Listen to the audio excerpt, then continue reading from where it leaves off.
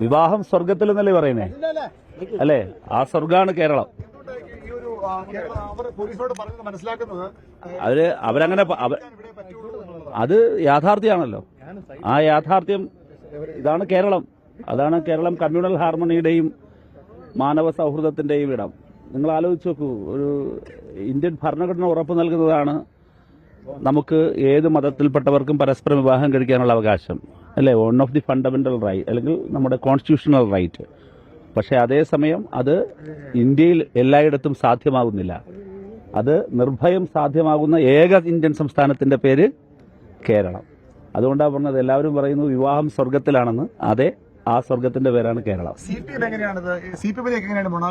അത് എത്തിയത് വളരെ ഞങ്ങളിലേക്കൊന്നും എത്തുകയല്ല. ഇത് യാദൃശ്ചികമായി അവർ ഈ പറയുന്ന വിവരം പറഞ്ഞ് ഞങ്ങൾ എത്തുന്നതാണ്.